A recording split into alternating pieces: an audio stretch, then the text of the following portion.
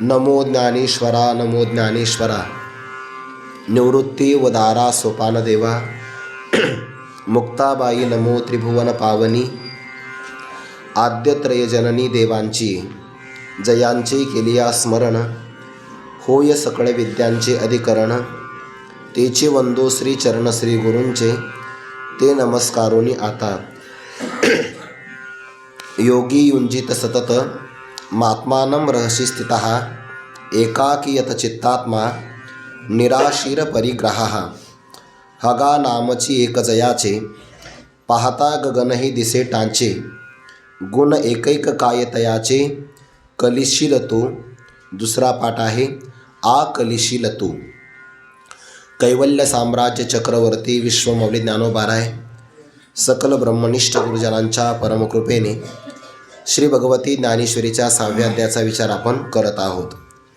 आता योगारूढ झालेला जो पुरुष आहे त्याची लक्षणं, त्याला प्राप्त होणारं फल याचा विस्ताराने विचार केल्यानंतर योगी पुरुषाला योगाची साधना करत असताना त्याने ती साधना कशी करावी, त्यामध्ये दक्ष कसं असावं इथपासून विचार सांगतात. तर तो 32व्या क्रमांकाच्या श्लोकापर्यंत येणार आहे. अर्थात 23 श्लोकाचं हे 6व्या अध्यायातलं एक स्वतंत्र प्रकरण आहे.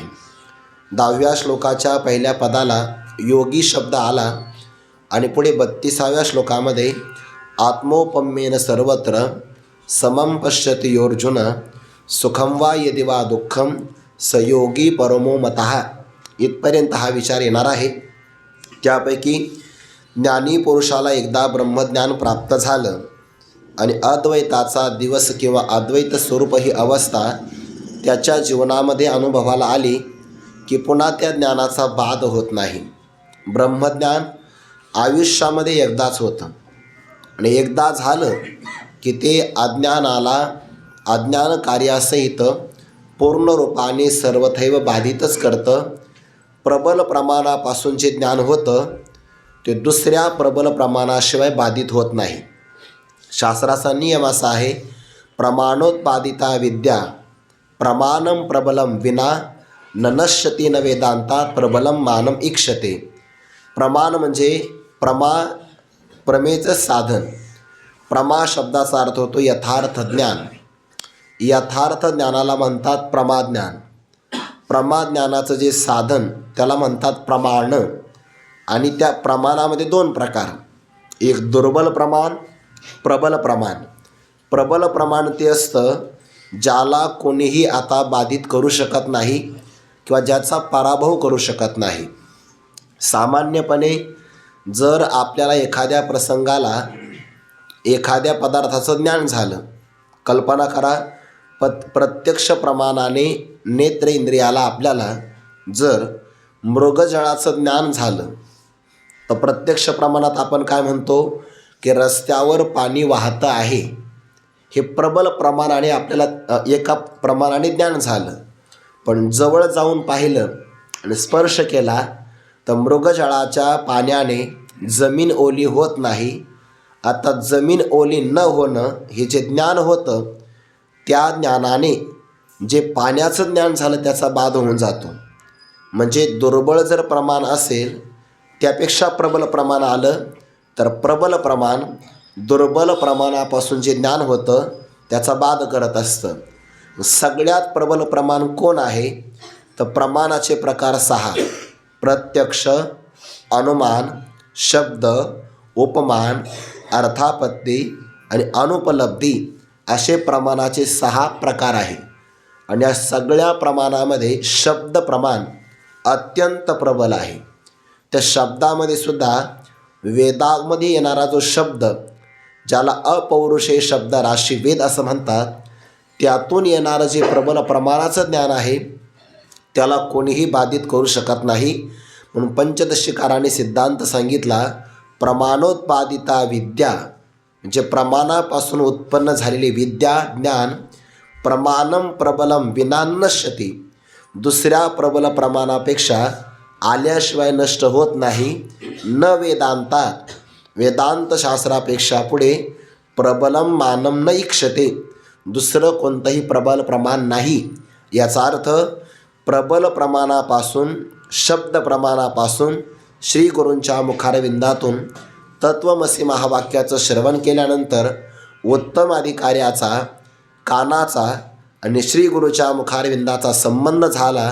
कानावचनाची भेटी सरिसाची पै किरटी, तर त्या साधकाच्या अंतकरणाच्या वृत्तीमध्ये अहम ब्रह्मास्मी इत्याकारक वृत्ती प्रगट होते आणि ती वृत्ती जीवनात फक्त एकदा होते. एकदा ती वृत्ती निर्माण झाली, आता ती वृत्ती निर्माण होते आहे अविद्येच्या पोटातून. पण नेमकं असं आहे, अविद्येच्या उदरातून जरी ती वृत्ती निर्माण झाली तर ज्या अविद्येच्या उदरातून जन्माला आली त्या आपल्या मातेला ती नष्ट करते. ज्याप्रमाणे रात्रीच्या उदरातून सूर्य येतो पण तो रात्रीलाच नष्ट करतो, तसं अविद्येच्याच उदरातून अहम ब्रह्मास्मी इत्याकारक वृत्ती तयार होते. ते निसर्गामध्ये असं एक उदाहरण सांगितलं, जिराफ नावाचा जो प्राणी आहे ना, तो आयुष्यामध्ये फक्त एकदाच पिलांना जन्म देतो, एकदाच. पण जेव्हा तो पिलांना जन्म देतो तेव्हा त्याच्या उदरातलं जे पिलू आहे ते आपल्या मातेचं पोट फाडूनच जन्माला येतं.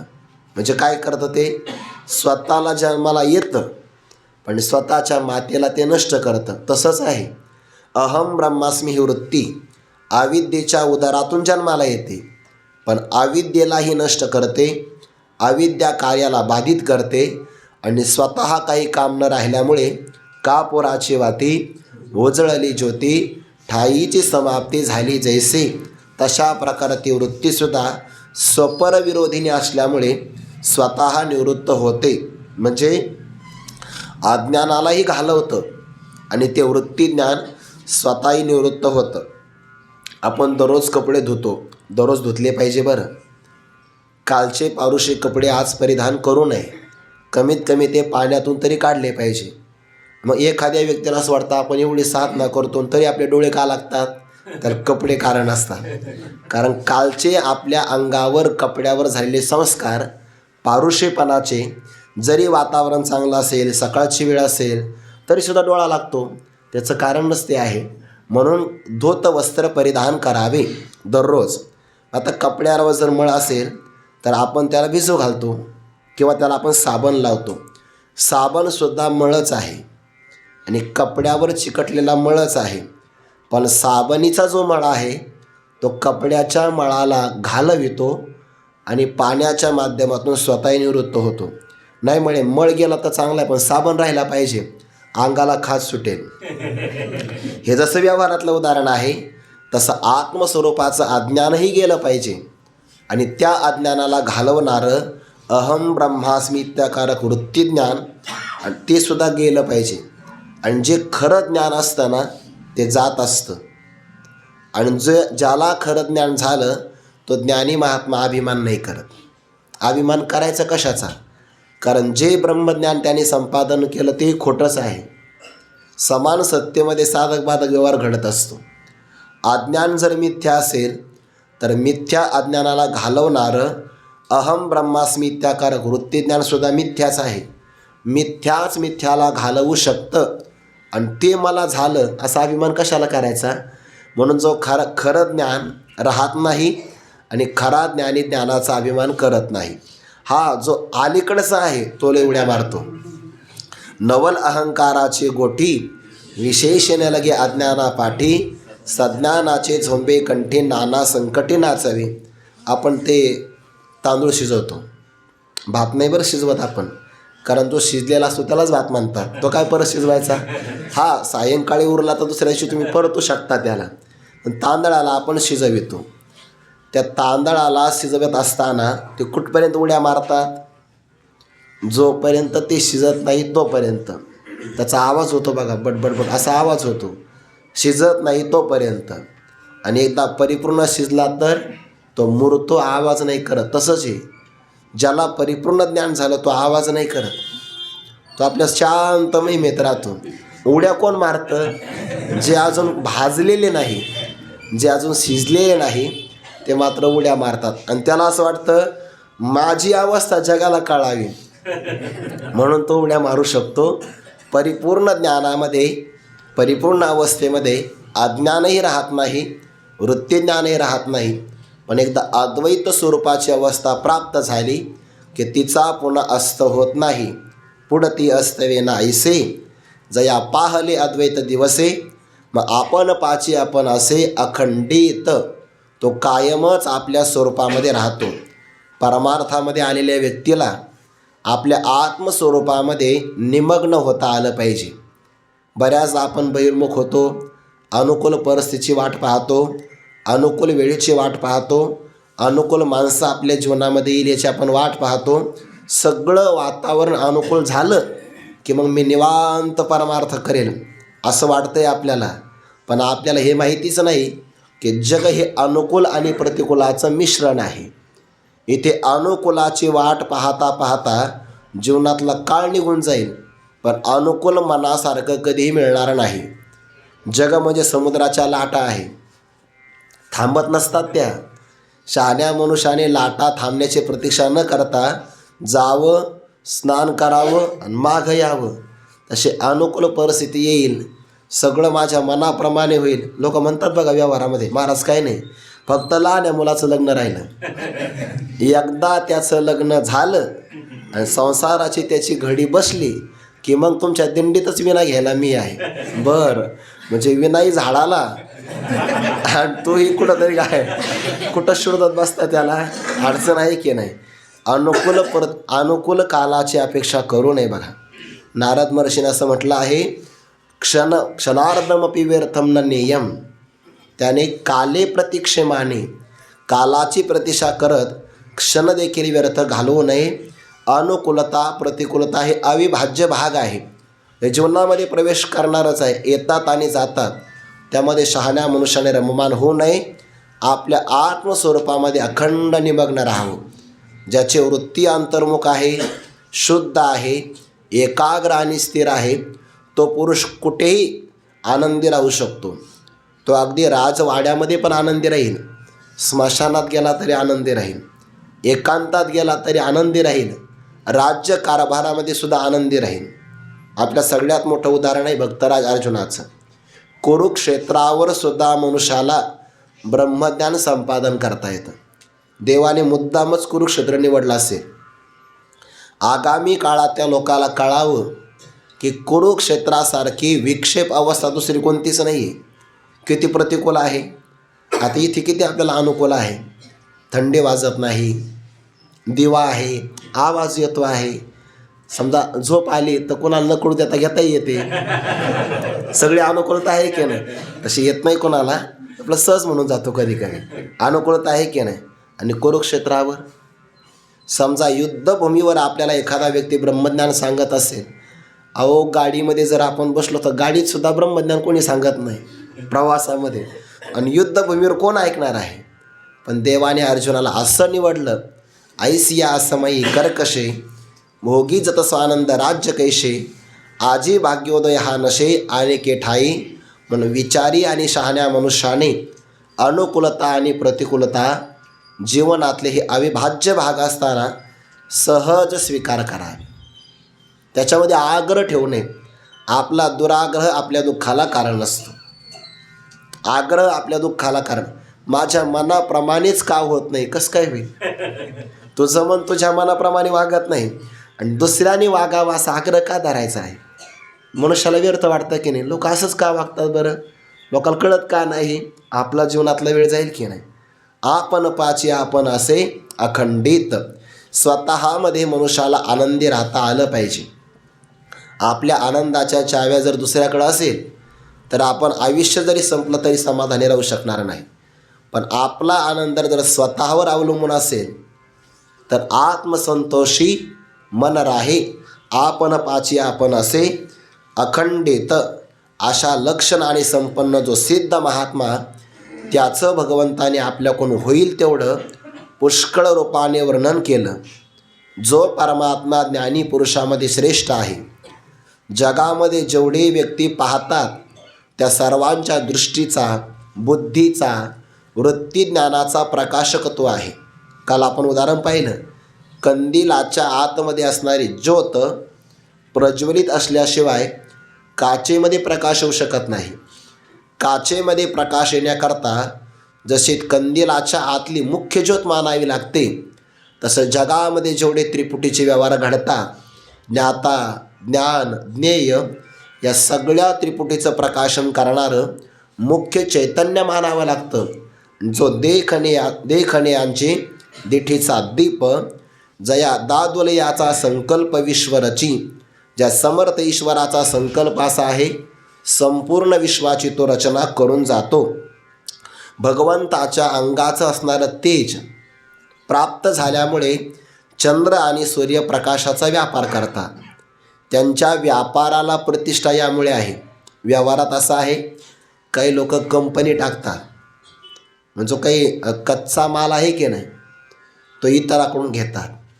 जोपर्यंत त्यांच्या कंपनीला कच्चा माल इतरांकडून येतो तोपर्यंत त्यांचं चालतं. एकदा जर पुरवठा खंडित झाला ना, त्याला सप्लाय चेन म्हणतात. साखळी, ती पुरवठ्याची साखळी जर खंडित झाली तर सगळे व्यापार कोलमडतात. लॉकडाऊनमध्ये झालं होतं बघा, सप्लाय चेन म्हणतात की नाही, ते खंडित झाली होती. म्हणजे पुरवठा असावा लागतो तर तो व्यापार चालतो. जगातले सगळे व्यापार कोणावर अवलंबून असेल बरं? शेतकऱ्यावर. सगळे व्यापार शेतकऱ्याने जर पिकवलं तर सगळं चालतं. जर त्याने काहीच नाही ना पिकवलं तर सगळे व्यापार ठप्प होऊन जातील. पण नाही, मोठ्या मोठ्या गाड्या तयार होतात. लोखंड खाणार आहे का आपण? धान्याशिवाय पर्याय नाही. गाड्या किती जरी महाग असेल तर कोणी टायर खाणार नाही का? खाईन. हा घोटाळा करू शकतो टायरमध्ये, खाता नाही येणार. सगळा व्यापार महत्त्वाचा आहे, शेतकऱ्यावर चालतो सगळा व्यापार. म्हणजे व्यापाराला प्रतिष्ठा पुरवठा असेल तर आहे. तसं चंद्र आणि सूर्य हे प्रकाशाचा व्यापार करतात आणि त्यांच्या व्यापाराला प्रतिष्ठा यदादित्यगतम तेजो जगत भासयते खिलम यच्चंद्रमसी यच्चाग्नो तत्तेजो विद्ये मामकम. म्हणून ज्ञानोबा म्हणता, जर चंद्र आणि सूर्याला सुद्धा प्रकाश परमात्मा देतो तर मग हे जग त्याच्या प्रकाशाशिवाय प्रकाशित होईल का? अर्थात होणार नाही. तो प्रकाशित आहे म्हणून जगाचं प्रकाशन होतं, नाहीतर जगदांत्य प्रसंग प्राप्त होईल. म्हणून तर शून्यवादाचं खंडन यामुळेच केलं आहे. काही शास्त्रकार म्हणतात ना, सर्वम शून्यम शून्यम, सगळं अभाव रूप आहे. मग अभाव आहे कुणाला कळालं? ज्याला कळालं तो भावरूप असावा लागेल की नाही. शून्य सिद्धांत बोधो कवने सत्ता होय सिद्धो न सताचे हा अपवादो वस्तू शिगा. म्हणून शून्य मानता येत नाही. भावरूप असणारं, विद्यमान असणारं चैतन्य सर्वांचं प्रकाशन करतं हे मानावं लागतं.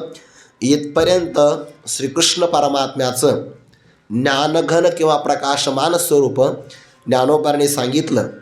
आता त्या परमात्म्याचं नाव किती मोठं आहे तो विचार 111 क्रमांकाच्या ओळीमध्ये सांगतात.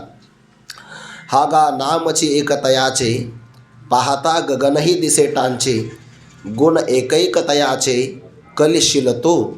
दुसरा पाठ आहे आकलिशील तो. दोन्हीचाही अर्थ जवळपास सारखाच होईल. कलिशील म्हणजे जाणशील आणि आकलिशील म्हणजे आकलन करशील असा अर्थ.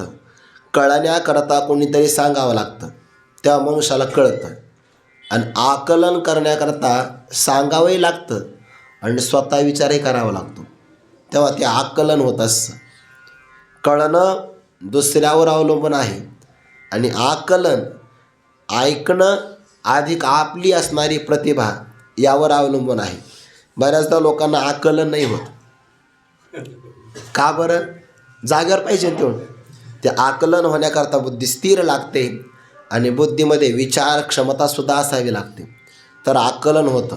वक्त्याचं वाक्य एखादंच असतं पण त्यातला तात्पर्य अभिप्राय कोणाला तरी कळतो, सर्वांना कळत नाही. त्याला आकलन क्षमता लागते.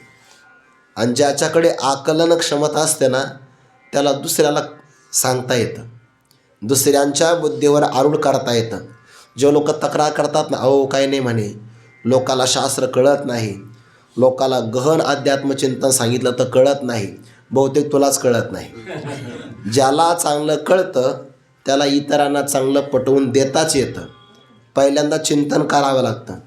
1 तासाचा जरी पाठ सांगायचा असेल तर कमीत कमी 3 तास 2 तास बसावंच लागतं. किती दगदग असेल तरी 1 तास का होईना ग्रंथ बघावा लागतो. सगळा व्याकरणामध्ये बघावं लागतं, विचारसागरही पाहावं लागतो, पंचदशी ग्रंथ सांगायचं असेल तेही पाहावं लागतं, ज्ञानेश्वरी पाहावं लागतं, कीर्तन जरी करायचं असेल तर पाहून या ग्रंथ करावे कीर्तन. पाहून या यूट्यूब नाही,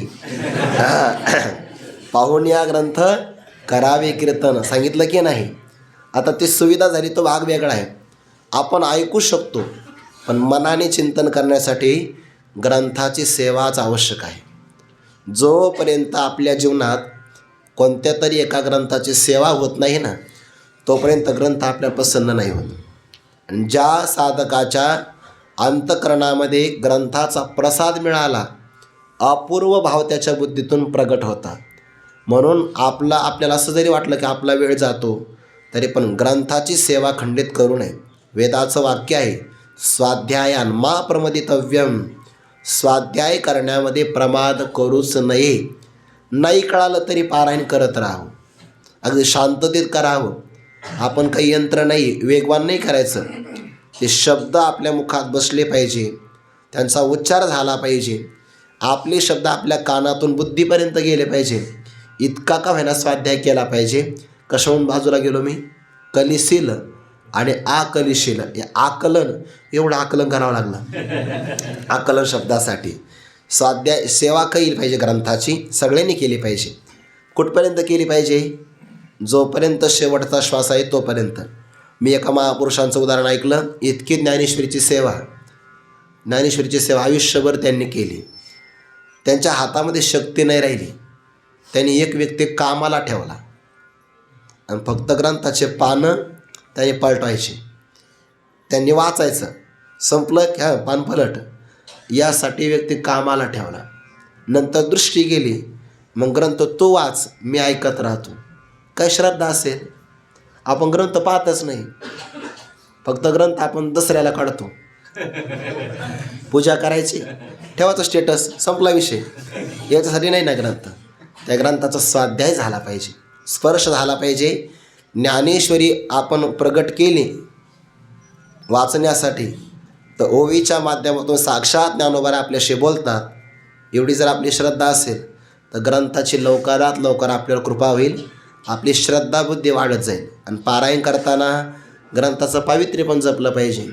काही लोक पायाच्या अंगठ्याला हात लावतात आणि त्याच हाताने ग्रंथाचं पान स्पर्श करतात. चुकीचं आहे, ते करू नये. चला म्हणजे तिथंच थांबा. हा गा नामची एक तयाचे म्हणजे त्या श्रीकृष्ण परमात्म्याचं एक नाम. सगुण रूपामध्ये एक नाम, आणि निर्गुण स्वरूपाने विचार केला तर ब्रह्म असं एक नाम. ते कोणी दिलं आहे, श्रुतीनं. उपजलिया बाळकाशी नाम नाही तयापाशी, ठेविलीने नावेशी ओ देत उठी कष्टले संसारशिने. जे देव येते गाऱ्हाणे तया ओ दे नावे जेने, तो संकेत हा ब्रह्माचा अबोला फिटावा, अद्वैतत्व तो भेटावा. ऐसा मंत्र देखील कनवा भेदे बापे ओम तत्सत. अशा श्रुतीने देवाला नाव दिलं आहे, किंवा परब्रह्म हे त्या स्वरूपाला दिलेले एक नाव आहे. मग सगुण रूपामध्ये रामकृष्णादी नाव असेल किंवा ब्रह्म हे नाव असेल, एकच नाव आहे बरं, पण एक नाम किती मोठं आहे, किती व्यापक आहे. तर या नामाच्या व्याप्तीसमोर ज्ञानोबारा म्हणता, पाहता गगनही टाचे दिशे. टाचे म्हणजे अल्प, गगनसुद्धा लहान वाटतं, लहान. पहिल्यांदा गगन पाहावं लागेल किती मोठं आहे. आपण बसलो, ही एक धर्मशाळा आहे. अशा कितीतरी धर्मशाळा आळंदीत आहे.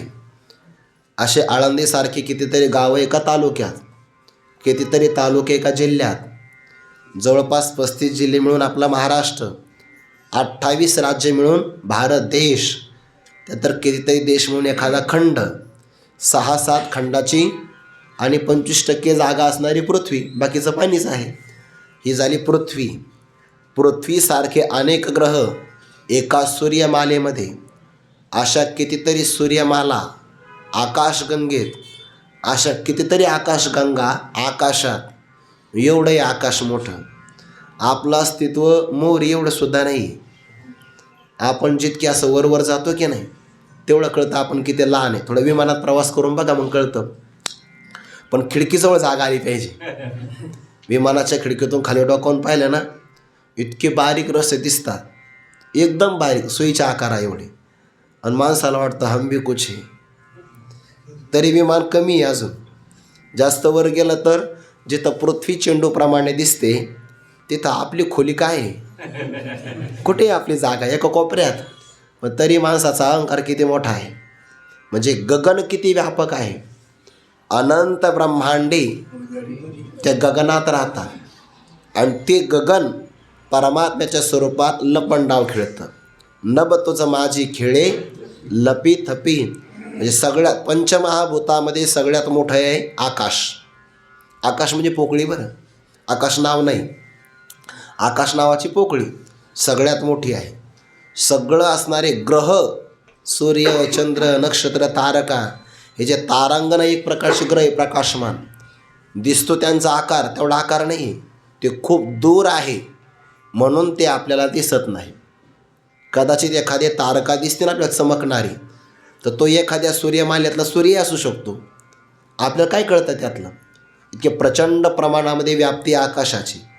आणि भगवंताचं एक नाम असं आहे, हागा नामची एकतयाचे, एकच नाम आहे त्याचं, पण त्या नामाची तुलना करून पाहिलं तर पंचमहाभूतातलं आकाशसुद्धा लहान वाटतं. ज्ञानदेव पुषे निवृत्तीशी चाड, पुढे गगनावनी वाढ. नाम वाढ म्हणजे मोठं, गगनापेक्षा सुद्धा मोठं कोण आहे, देवाचं नाव आहे. पुढे जाऊन सांगू, देवापेक्षा सुद्धा देवाचं नाव मोठं आहे, आणि देवापेक्षा सुद्धा श्रेष्ठ आहे नाम. रामायणाच्या प्रसंगामध्ये प्रभू रामचंद्राने ते पाहिलं की नल आणि नील यांच्या हाताने मोठे मोठे दगड तारतात.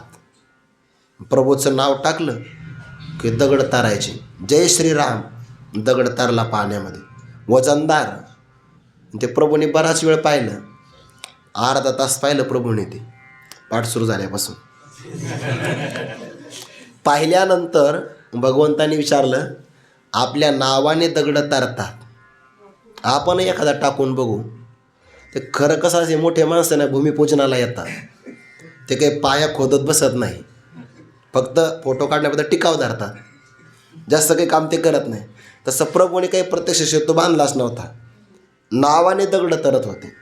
प्रभू म्हणे आपण थोडं बाजूला जाऊ, आपण एक दगड टाकून पाहू एखादा. टाकला तर खालीच गेला. प्रभू म्हणे बहुतेक थोडासा मोठा झाला दगड, थोडा लहान आकाराचा घेऊ. लहान आकाराचा घेतला तरी बुडाला. मग हरभऱ्याच्या आकारा एवढाच घेतला, कारण कोणती गोष्ट तीनदा करावी लागते की नाही. तिसऱ्यांदा टाकला आणि बुडाला. मग आता नाराज झाले, मागं पाहिलं, कोणी हे पाहिलं का नाही. पाहिलं तर हनुमंतराय उभाच तिथं. म्हणे हनुमंता तू कधी आला. मी 7लाच आलो म्हणे, मी पहिल्याच दगडाला आलो होतो. अरे म्हणे माझ्या नावाने दगड तरतात आणि मी टाकला तर का बरं तरत नाही. बुद्धिमतां वरिष्ठम. हनुमंतराने उत्तर किती गोड दिलं, प्रभू दगड कसा तरेल, कारण पाण्यात टाकण्याच्या अगोदर तुम्ही काय केलं, दगडाला सोडलं. मग ज्याला तुम्ही सोडलं तो कसं काय तरेल.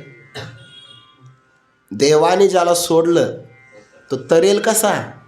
देवाने त्याला धरलं पाहिजे तर तो तरू शकतो. म्हणजे देवापेक्षा सुद्धा देवाच्या नावाने कार्य जास्त होतं. एकदा अयोध्येमध्ये असताना ते नारद महर्षींना जाणून द्यायचं होतं, देवापेक्षा देवाचं नाव श्रेष्ठ आहे. मग आता कसं जाणून द्यायचं. हनुमंतरायाला सांगितलं, हनुमंता एक काम करायचं म्हणे, सांगा ना. सगळ्याला नमस्कार करायचा, फक्त विश्वामित्राला नमस्कार नाही करायचा सभेत. झालं.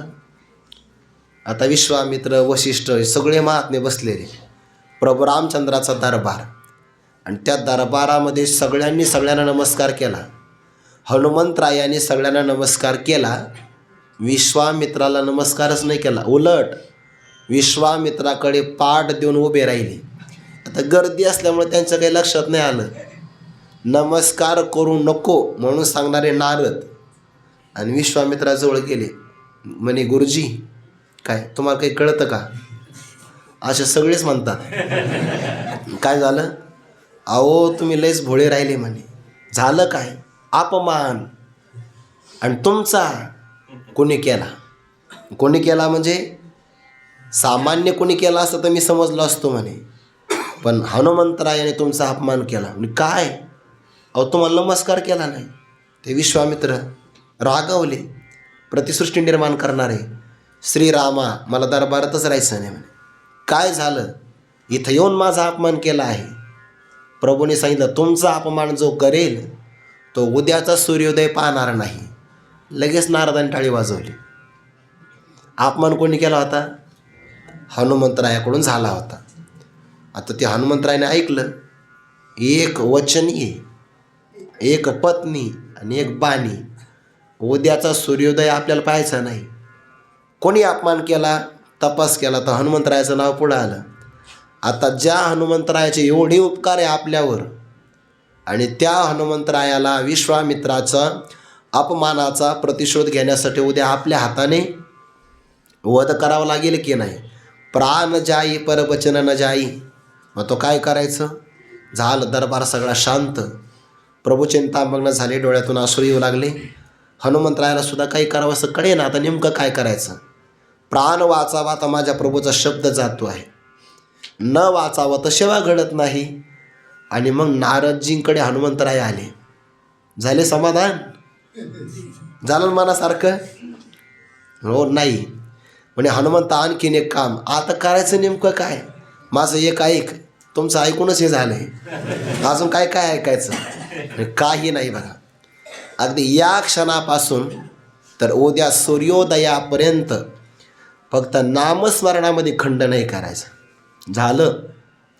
तयारी केली सगळ्या लोकांनी हनुमंतरायाला शिक्षा द्यायची. जिथं शिक्षा द्यायची ते सगळ्या लोकांना कळालं पाहिजे. संपूर्ण अयोध्यावासी जमा झाले आणि हनुमंतरायाने जे रात्रभर नामस्मरण केलं. एकीकडे प्रभू बसलेले आहेत. बाण लावला धनुष्याला, कानापर्यंत प्रत्यंच्या खेचली. आता प्रभूचा बाणाचं सामर्थ्य असं आहे, बाण काम करून मागं येणार. म्हणून तर रामबाण. एकाच बाणात काम, दुसरा मारायचाच नाही. त्या आपल्यासारखं नाही, ही गोळी घ्या, ती नाही जमली तर दुसरी घ्या, 3 दिवसांनी परत या, असं नाही. एकदाच एक बाण मारला की बाण काम करून पुन्हा भात्यामध्ये जमा होणार. प्रभूच्या डोळ्यातून अश्रुधारा वाहतात. तुम उपकार सुग्रीवही किन्हा, राम मिलाय राजपद दिन्हा. तुम भरतही समभाई. भरताप्रमाणे तुम्हाला प्रिय आहे. आणि त्या हनुमंतराचे उपकार आठवायचे आणि आता बाण मारायचा आहे. शब्द दिला ना विश्वामित्राला. जे बाण मारला त्या बाणाने हनुमंतरायाला प्रदक्षिणा केली, तिथंच पायाजवळ थांबला. दुसराही मारला तरी तसंच, तिसराही मारला तरी तसंच. आता एका बाणात काम होतं, 3 बाणात काम नाही झालं. नारदांनी सगळ्यांना सांगितलं, मला तुम्हाला हे दाखवायचं आहे की हनुमंतराय नामस्मरण करतात. इकडे रामाकडे बाण आहे, हनुमंतरायाकडे राम नाम बाण आहे. राम नाम बाण प्रत्यक्ष श्रीरामापेक्षा सुद्धा मोठं आहे. नाम सर्वात मोठं. कलियुगामध्ये नामस्मरण ही साधन आहे. ते कलियुगामध्ये भक्तीने विचारलं, कशाला या कलियुगाला जागा दिली असेल परीक्षित राजाने?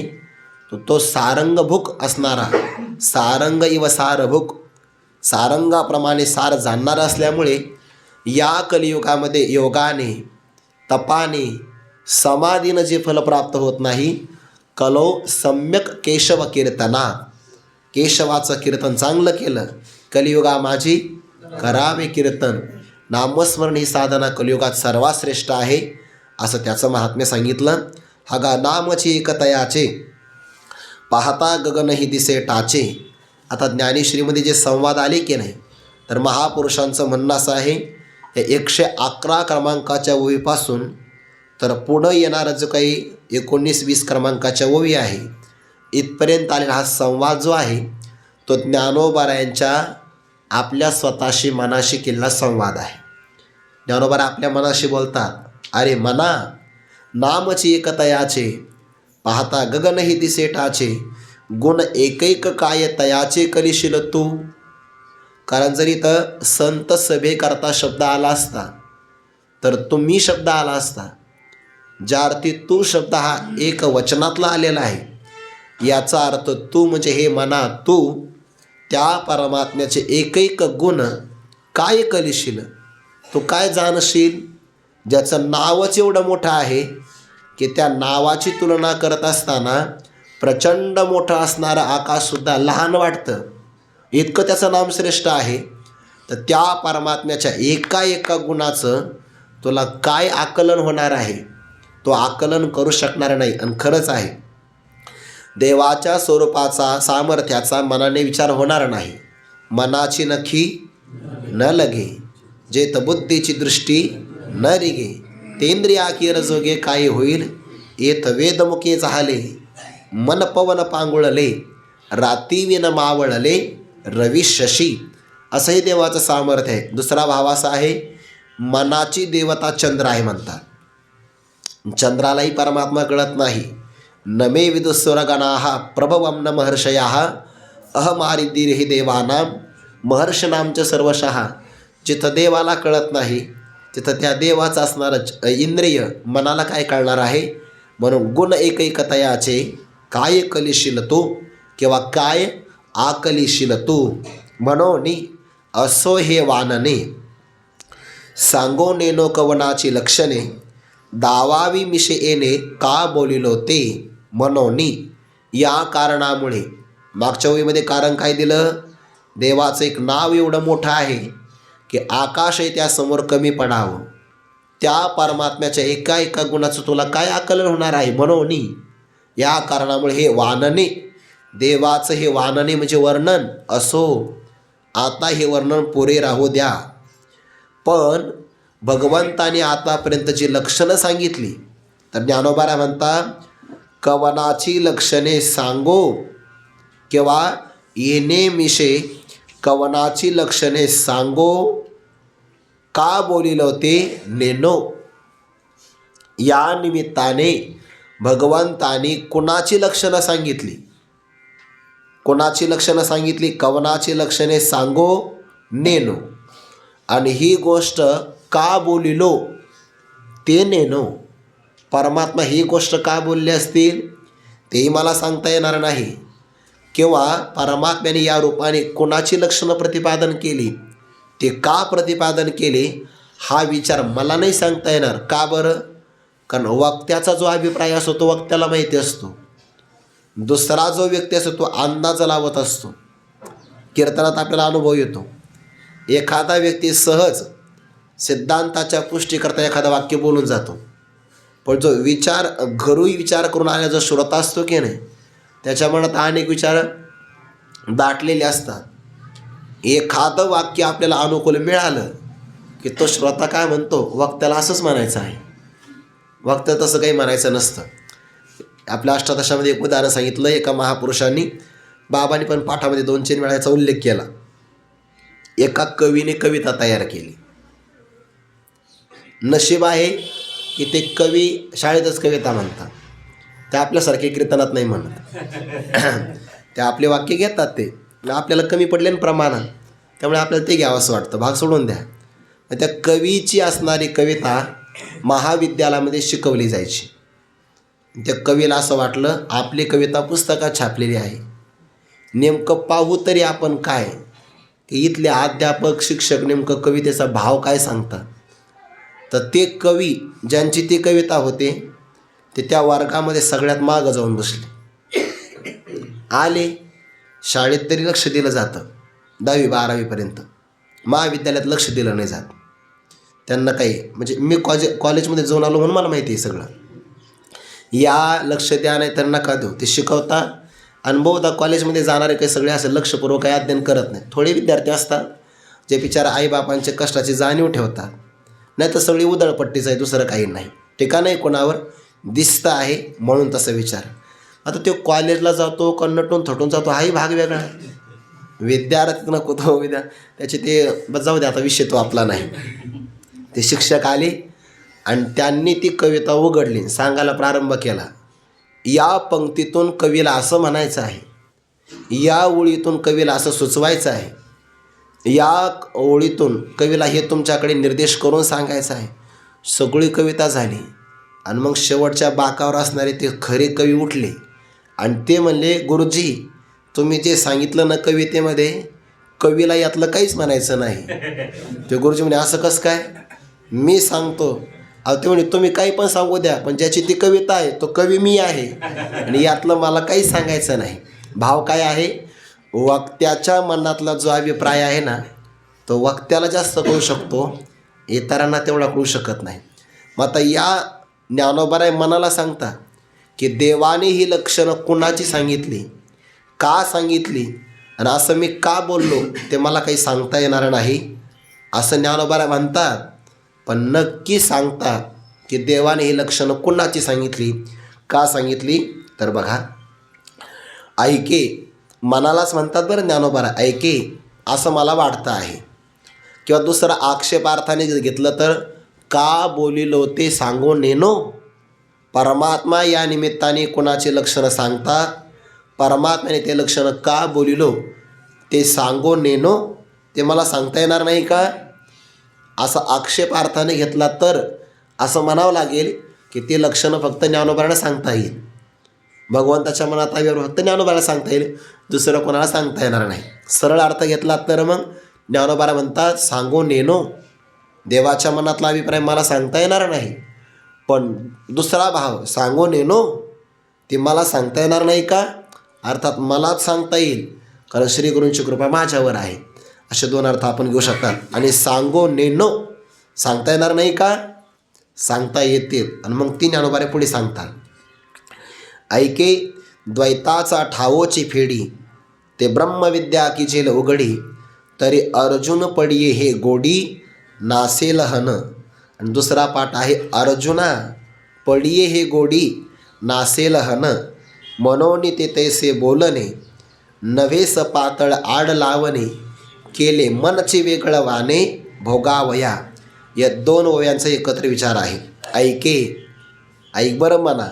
या क्रियापदातून असं वाटतं बरं, कारण ज्ञानोबारांची शब्दशैली अतिशय विनता आहे, विनम्रतेची आहे, विनयशीलता संपन्नतेनं आहे. म्हणून ज्ञानोबाराय स्वतः करता ऐके, स्वतःच्या मनाकरता ऐके किंवा तू असा शब्द वापरू शकता, पण समोर बसणाऱ्या श्रोत्यांच्या करता नाही. तुम्ही संत माझी या कडा, ज्ञानदेव म्हणे तुम्ही, संत ओळगावे ते आम्ही, किंवा सज्जनी मी तुम्ही, सज्जनी मी अंगीकारीला. आदरवाचक शब्द आहे. ऐके मनाला सांगतात, ऐके मना. आता अर्जुनाला ब्रह्मविद्या सांगायची आहे. परमात्मा ब्रह्मविद्या, ब्रह्मज्ञान सांगण्याकरता प्रवृत्तही झाली आहे. पण देवाला अर्जुनासारखा भक्त, अर्जुनासारखा सखा, अर्जुनासारखा परममित्र सखा हे काही कधीतरी मिळतात. 15व्या अध्यायामध्ये देवाने म्हटलं आहे की अर्जुना मला सुद्धा प्रवचन करायला वाटतं रे, काय करावं, ऐकणारच कोणी भेटत नाही. चांगला श्रोता मिळाला तर हे वक्त्याचं भाग्य असतं बरं. नाहीतर कधी कधी असं वाटतं आपण उगाच कीर्तन करतो काय. तसं जास्त काय अनुभव येत नाही आपल्याला, थोडेफार येतातच. पण चांगला जर श्रोता मिळाला तर सगळ्यात मोठी वक्त्याची श्रीमंती ती असते. आणि भगवान म्हणतात, पै आम्हा ही वाढे कोढे, अखंड बोलो आवडे, परी काय कीजे, न जोडे पुसते ऐसे. देवाने खंत व्यक्ती केली बरं, आणि ते ज्ञानोबाराने सांगितले. विशेष म्हणजे मलासुद्धा अखंड बोलावंसं वाटतं. प्रेमाचा व्यक्ती असेल तर बोलावंसं वाटतं मनुष्याला, दूर जाऊ नये त्याने बोलावंसं वाटतं. पण काय करावं, मला कोणी विचारणारच भेटत नाही. भेटतच नाही असे नाही, भेटतात, दुसरंच काहीतरी विचारतात. ब्रह्मज्ञान कोणी विचारत नाही. आणि तू मला विचारतो आहे, पण तुझ्याजवळ मला सांगावंसं वाटतं. गुरुवर्य बाबा धोंडा महाराजांचं उदाहरण सांगत असतात, देवाला सुद्धा अर्जुनासारखा श्रोता जीवनात एकदाच मिळाला, एकदाच. देवाला 2 शिष्य मिळाले. तारुण्यामध्ये भक्तराज अर्जुन आणि निर्याण प्रसंगाच्या अगोदर उद्धवजी, 2 शिष्य, पण दोघं करता 2 ग्रंथ. धोंडा महाराज म्हणायचे, बघा देवापेक्षा माझं भाग्य मोठं आहे की नाही, देवाला 1 शिष्य मिळाला. आपल्याला पाठ सांगण्याकरता 3-3 मजले श्रोते बसतात. देवापेक्षा आपण श्रीमंत आहे की नाही, विनोद करायचे. म्हणजे देवाला फक्त एकच मिळाला अर्जुन, मला किती मिळाले, फक्त खंत एवढी, यातला एकही अर्जुन नाही. असं ते विनोदाने म्हणायचे. देवाला सुद्धा बोलावं असं वाटतं की नाही. आणि ते ब्रह्मज्ञान सांगण्याकरता प्रवृत्त झाले. पण देवाच्या लक्षात आलं, जर आपण ब्रह्मविद्या प्रगट केली तर ब्रह्मविद्या अविद्येला नष्ट करते आणि अविद्येपासून सगळ्या द्वैताचा विस्तार होतो. म्हणून ऐके द्वैताचा ठाव, ठाव म्हणजे ठिकाण. द्वैत राहण्याचं ठिकाण कोण आहे? अविद्या, आत्मस्वरूपाचं अज्ञान, आणि त्यालाच दूर करते. या ओळीतला आणखीन एक भाव सांगतो. परमार्थामध्ये आलेल्या व्यक्तीला ना आत्मस्वरूपाचं संशय विपर्यरहित ज्ञान असतं.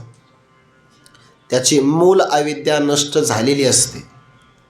म्हणजे एखादा ब्रह्मवेत्ता महात्मा आहे, त्याला ब्रह्मज्ञान झालेलं आहे, पण असं घडू शकतं की एखाद्या ब्रह्मज्ञानी पुरुषाला इमारत कशी बांधावी कळणार नाही, त्याला नाही कळणार. शेती कशी करावी हे त्याला कळणार नाही.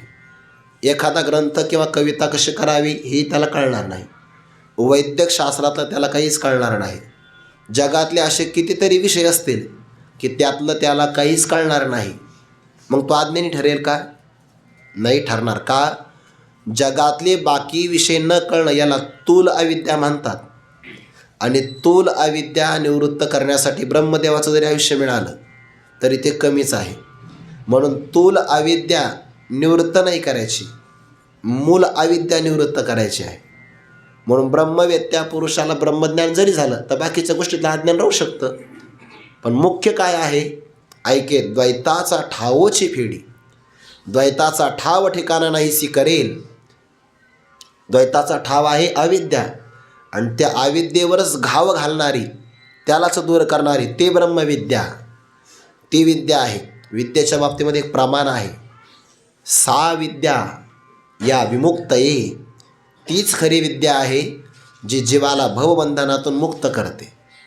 आणि या बाबतीमध्ये ब्रह्मविद्या सर्वश्रेष्ठ आहे, कारण ती जीवाचं मरण मारते. म्हणून याला मरणमारी विद्या म्हणतात. बाकीच्या विद्या फार झालं तर दुपारची भ्रांती निवृत्त करतात. लौकिकातली विद्या आपण शिकलो, ज्ञान, नोकरी लागेल, चांगला पगार मिळेल, पैसा मिळेल, दुसरं काय होणार आहे? फक्त दुपारची भ्रांती निवृत्त होईल, पण मरण चुकणार नाही.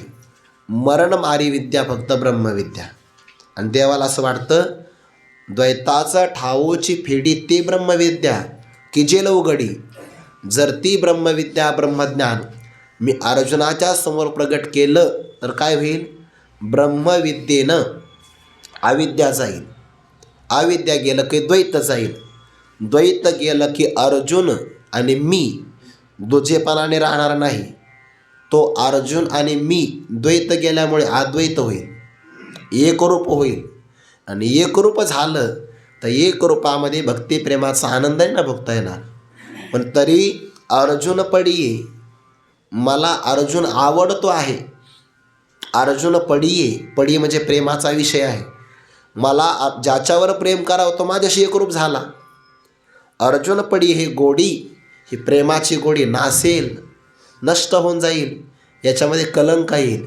हा पहिला पाठ. दुसरा, अर्जुना पडिये, ज्या अर्जुनाला मी आवडतो आहे त्या अर्जुनाच्या ठिकाणची असणारी गोडी नाहीशी होईल, कारण तो माझ्याशी एकरूप होईल. ब्रह्मरूप झाला तर अर्जुनाचं पण प्रेम नष्ट होऊ शकतं, भक्तिप्रेम, आणि माझ्याही अंतकरणातलं त्याच्यावर केलं जाणारं प्रेम नाहीसं होऊ शकतं. हे कशामुळे घडेल? एकत्वामध्ये घडेल. एकत्वाला प्राप्त करून देणारे कोण आहे? ब्रह्मविद्या. म्हणून देवाने ब्रह्मविद्या प्रगट केली, पण मध्यंतरी थोडा एक आड पडदा ठेवला. म्हणून ते तैसे बोलणे नव्हे. इथं थांबायचं थोडंसं. डॉक्टर बाबांच्या ज्ञानेश्वरीमध्ये असेल बघा स्वल्पविराम. म्हणून तैसे ते बोलणे नव्हे, स पातळ आड लावणे, केले मनची वेगळं वाणे भोगावया. म्हणून देवाने ते तैसे बोलणे नव्हे. तैसे म्हणजे कैसे? ज्या बोलण्यातून ब्रह्मविद्या प्रगट होईल, ज्या बोलण्यातून अर्जुन माझ्याशी एकरूप होईल, ज्या बोलण्यातून अर्जुनाविषयी असणारं माझं प्रेम आणि त्या प्रेमाची गोडी नष्ट होईल, तैसे ते बोलणे नव्हे. तसं देवाचं या प्रकरणातलं बोलणं नव्हतं. देवाने तसं बोलणं प्रगट नाही केलं. जर देवाने अर्जुनाला साक्षात महावाक्याचा उपदेश करून जर त्याला ब्रह्मविद्या प्रदान करून आपल्या स्वरूपाशी एकरूप केलं असतं तर प्रेमाची गोडी भोगता आली नसती. म्हणून देवाने तसं ते बोलणं केलं नाही. ते तैसे म्हणजे एकत्व प्राप्त करून देणारं बोलणे नव्हे. तसं बोलणं प्रगट नाही केलं. केलं काय? सपातळ आड लावणे. सपातळ म्हणजे अत्यंत असणारा पातळसा पाडता ठेवला. पातळसा ते एक प्रमाण. मी या ओवीचा काल विचार करत होतो बरं. विचार करता करता मला रात्री झोपेमध्ये एक प्रमाण आठवलं. आता आठवलं बघा. द्वैतम मोहात प्राक. द्वैत जे असतं की नाही ब्रह्मज्ञानाच्या अगोदर मोहाला कारण ठरतं. द्वैतम मोहाय प्राक. पण जाते बोधे मनीषिणः. पण मनुष्यनः म्हणजे साधकाला जेव्हा बोध निर्माण होतो त्यानंतर केलं जाणारं द्वैत भक्त्यर्थम कल्पितम द्वैतम अद्वैतात अपि सुंदरम. ते जर आपण चिंतन करतो तर काही ना काही आठवतं बघा. त्याचा ध्यास लागतो. मला हे प्रमाण रात्री आठवलं झोपेमध्ये. म्हणजे झोपेमध्ये म्हणजे पूर्ण झोप नव्हती म्हणून आठवलं. गाढ झोपेमध्ये आठवलं नसतं. द्वैतम मोहात प्राक जाते बोधे मनीषिणः भक्त्यर्थम कल्पितम द्वैतम अद्वैतात अपि सुंदरम. ब्रह्मज्ञानाच्या अगोदरही द्वैत असतं आणि ब्रह्मज्ञान झाल्यानंतर कल्पित द्वैत असतं. ते कल्पित द्वैत भक्तिप्रेम सुखाकरता आवश्यक असतं. म्हणून भगवंताने साक्षात अर्जुनाचं आपल्याशी ऐक्य होईल असं बोलणं नाही केलं. सपातळ आड लावणे. अगदी पातळसा कल्पित द्वैताचा पडदा ठेवला आणि केले मनची वेगळं वाणे भोगावया. भक्तिप्रेमाचा आनंद भोगण्यासाठी अर्जुनाचं अर्जुनत्व कायम ठेवून त्याचं मन आपल्या आनंदासाठी किंवा आपलं मन भक्तिप्रेमाच्या आनंदासाठी वेगळं ठेवलं. ऐक्याला प्राप्त करून दिलं नाही. ज्ञानेश्वरीतला हा एक प्रसंग आहे की अर्जुनाला देवाने एकरूप होऊ दिलं नाही. जर झाला असता तर पुढचा ग्रंथ तयार नसता झाला. पण देवाने थोडंसं द्वैत शिल्लक ठेवलं. का ठेवलं? देवाच्या मनातला काय भाव आहे? देवाच्या मनातला भाव ज्ञानोबा पुढे सांगतात. देवाचे मनोगत आहे की नाही. अर्जुनाला एकरूप का नाही होऊ दिलं याचा विचार सांगणार आहे. ते चिंतन आपण उद्या पाहू. पुंडलिक वरदा हरी विठ्ठल श्री ज्ञानदेव तुकाराम माऊली ज्ञानेश्वर महाराज की जय. एक सूचना आहे.